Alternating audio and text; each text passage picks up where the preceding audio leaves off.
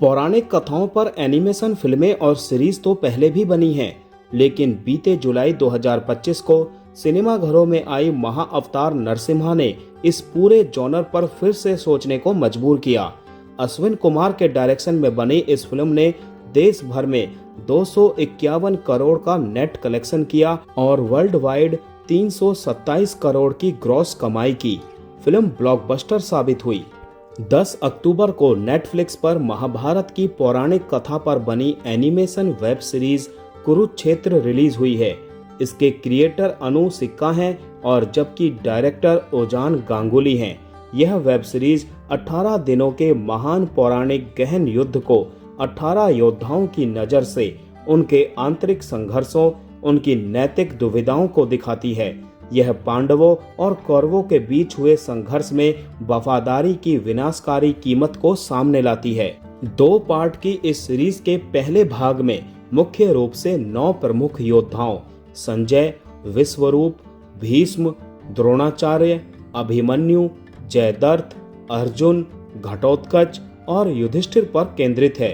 ये पहला पार्ट 18 योद्धाओं की एक बड़ी कथा के लिए मंच तैयार करता है। अच्छी बात यह है कि सिर्फ युद्ध की विनाश लीला पर निर्भर रहने के बजाय यह सीरीज इन योद्धाओं के आंतरिक संघर्षों और नैतिक उलझनों की पड़ताल करती है।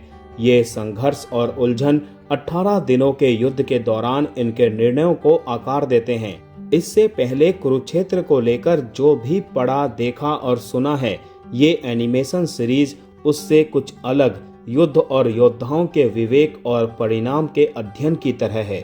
हालांकि कुरुक्षेत्र बतौर सीरीज हमेशा भावनात्मक गहराई में गोते नहीं लगा पाता है, लेकिन फिर भी महत्वाकांक्षा और प्रामाणिकता की कसौटी पर इसकी तारीफ तो बनती है।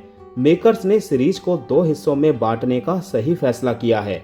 पहले पार्ट में जहां प्रभावी ढंग से किरदारों को दार्शनिक आधार दिया गया है, वहीं अब इसके सीक्वल में बाकी की 9 कहानियों के लिए उत्सुकता बढ़ जाती है।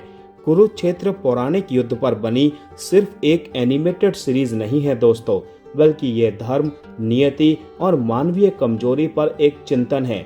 ये परंपरा को नवीनता से जोड़ती है, याद दिलाती है कि डिजिटल कहानी कहने के इस युग में भी प्राचीन ज्ञान अपनी प्रासंगिकता बनाए रखता है। OTT प्ले के मुताबिक इस सीरीज का दूसरा पार्ट दिवाली के तुरंत बाद 24 अक्टूबर को आ सकता है।